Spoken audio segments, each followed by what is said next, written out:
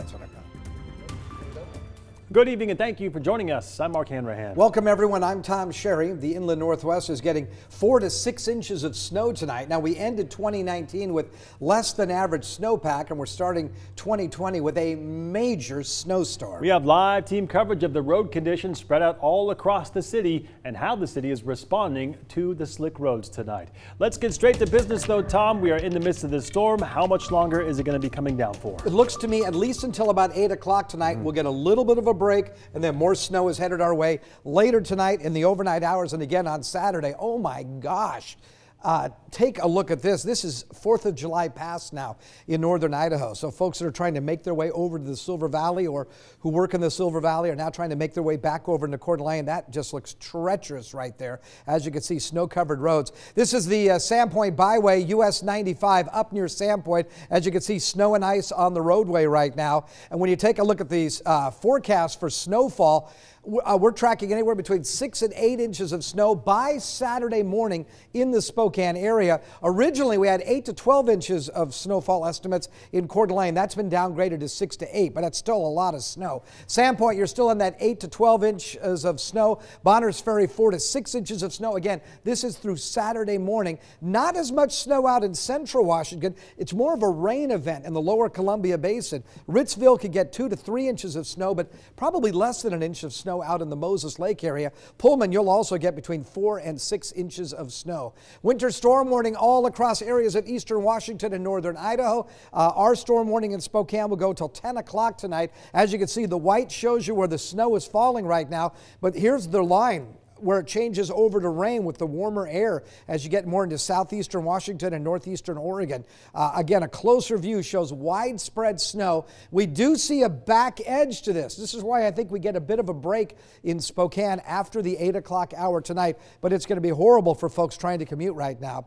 And this is just the first storm. The second one comes in on Sunday. Another 3 to 4 additional inches of snow possible Sunday, and then it gets bitter cold next week as we look for winds to blow and sub-zero temperatures by the middle of the week. Right now, we'll look for an overnight low of 32, so that means we're actually going to warm up, Mark. We're at 29 right now. We'll warm it up to 32, could get sloppy, and tomorrow we could see some melting in the afternoon with a daytime high of about 38. Again, that will begin freezing again on Sunday, so we could get ice on the roadway and then fresh snow on top of the ice. This is not a great weekend to get out and travel. Yeah, if you don't have to drive, just hunker down and stay home. Well, we want to get a look at now some of our passes around the area. Chains are required on all vehicles without all-wheel drive or four-wheel drive on Snoqualmie and Stevens passes. Oversized vehicles are also prohibited on both of those passes, and there's compact snow and ice on the roadways. Take a look. The roadways, according to the Washington State Department of Transportation, again, they say ice and snow on the roadways. On Lookout Pass and 4th of July Pass, the road surface is very slick and snowy, according to the Idaho Transportation Department's website. So certainly not a good situation on the passes. Meantime, the city of Spokane has been preparing for this winter storm for a couple of days now. We understand the county, their workers are now working 12-hour shifts to try to stay kind of caught up with the storm. Shayna Welltower has more on the city's efforts to keep the roads around town as clear as they can. Shayna, how's it look out there?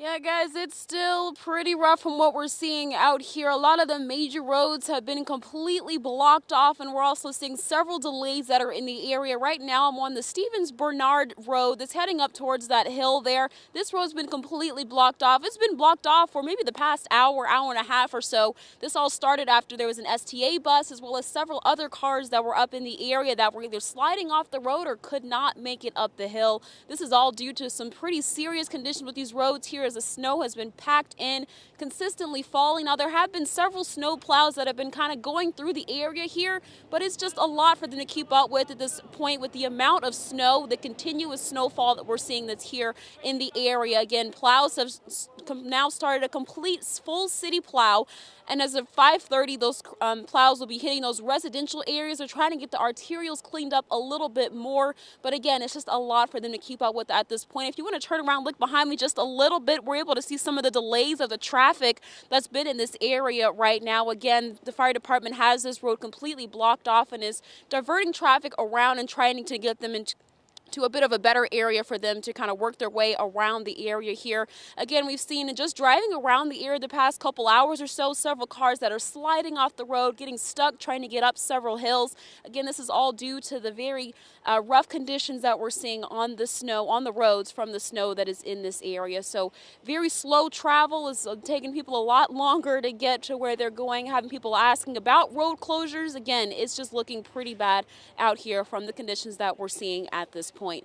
We'll continue keeping you all updated on these conditions and what we're all seeing out here in these conditions. But for now, reporting in Spokane, I'm Shayna Waldtower, and I'll send things back in studio. Shayna, thank you very much. The timing certainly could be better. I mean, everyone's just trying to get home on a Friday night right now. If this had a chance to fall in the overnight hours, Right. then the city could have jumped on it. But when it falls during that afternoon, evening commute, it is just tough. Right. All right, so let's check in on conditions here in Spokane. If you are watching us at work and you're preparing for the drive home, just tell the boss you may want to head out early so you can give yourself extra time. Yeah, we have KREM 2's Brandon Jones out in Spokane. He's the bottom of the Freya Hill here on the South Hill, the base of the South Hill. Taking a look at the roads right now. Brandon, how they looking?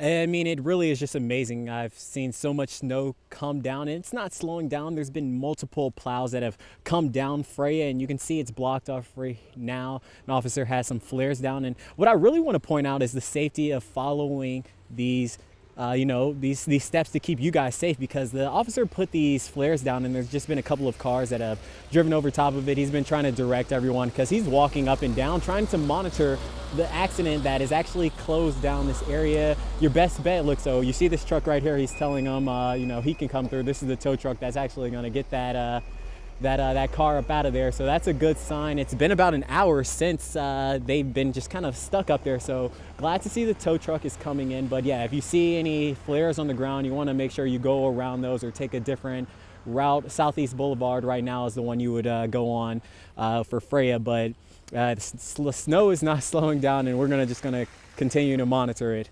Tom, Mark. Yeah, it just keeps coming down out there, right? Thank you, Brandon. And we just have very, very steep hills. We do, right? Parts of Spokane. Lots of topography. Okay, want to take a look around the inland Northwest now for some up-to-date road conditions for your commute home. So we have Casey Decker out in the mobile storm tracker for a look at roads between Spokane and Idaho. So how are things out there right now, Casey? They're pretty scary out here right now. We're going on I-90 West right now, kind of the eastern edge of Coeur d'Alene, and that is really where it started to get pretty bad, pretty terrifying, really. I'll show you out front of the mobile storm tracker right now, and you can see this highway, I-90 right now, this freeway is just a sheet of white. There's barely any driving lanes you can even see. There's almost nobody out on the freeway right now, which is a good sign. People are heeding the advice of us and of officials telling people to stay at home, it seems, or at least stay off the freeway. There's really nobody out here, but it is pretty scary because you can't really see where you're supposed to be going. And also, we were a little bit farther east in Coeur d'Alene, and that's kind of where the street lights stop as well, and that's when it gets really scary. So we are taking things very slow. We're about 30 right now because there's really nobody around us. If there were people around us, we'd be going more like 20 or even 15. So yeah, right now conditions are bad and getting worse, at least here in North Idaho. Certainly compared to where we were in Spokane earlier wasn't as bad, but we'll see if that's gotten worse pretty soon here. So from now, we're live from the mobile storm tracker, Casey Decker, KREM 2 News. All right, Casey, thank you very much. I guess the good news, looking at his shot right there, is there's not very many cars on the road. Yeah, I think they might be using secondary roads, which is probably a good idea because you can just go slower. Go at your own pace, right? All right, moving on to some other news this evening. The Shoshone County Sheriff's Office identified the third person killed in Tuesday's avalanche on Silver Mountain. 33-year-old Molly Hubbard from Minneapolis was found yesterday by rescue crews. She was a neurosurgeon and a teacher at Oregon Health and Science University. Her colleagues say she was a superlative physician and surgeon with exceptional judgment, technical skills, and deep passion for her patients and colleagues. Meanwhile, Silver Mountain reopened today after being closed to search for those killed in the avalanche. KREM 2's Taylor Vido has more. Slowly but surely at first, they began showing up. What started out as an already impressive line at the Silver Mountain ticket booth warped into a winding line of skiers and snowboarders ready to get onto the hill.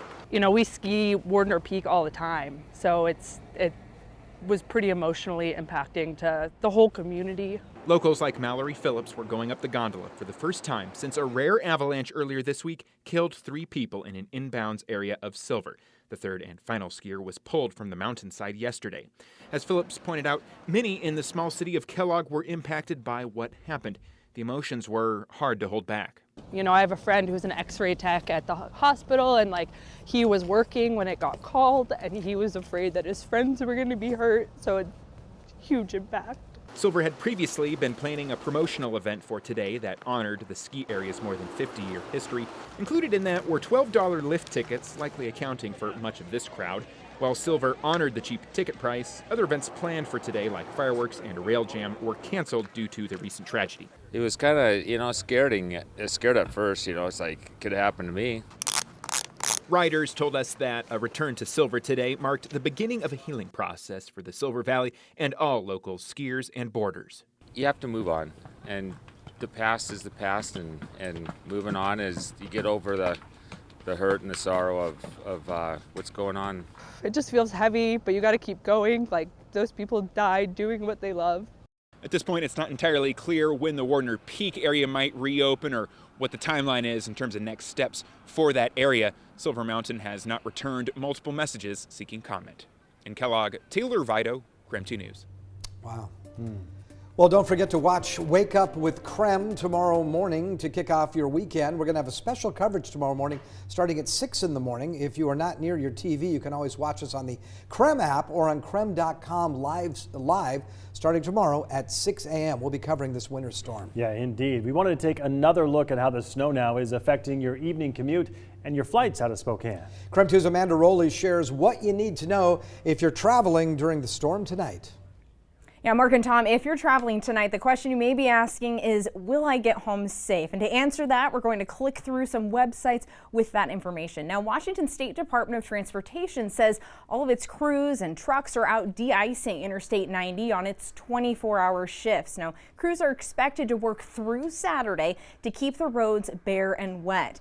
In fact, in anticipation of the storms, WashDOT activated this message here yesterday on its I-90 signs, reminding drivers to prepare for heavy snow today. Now, we also know Washington State University students are starting to return to Pullman this weekend, and that's because spring semester starts on Monday. But the university sent out a release today asking returning students to stay put if it is unsafe to travel, especially over the passes. We've been keeping an eye on Snoqualmie Pass. It's a heavily traveled area for those students.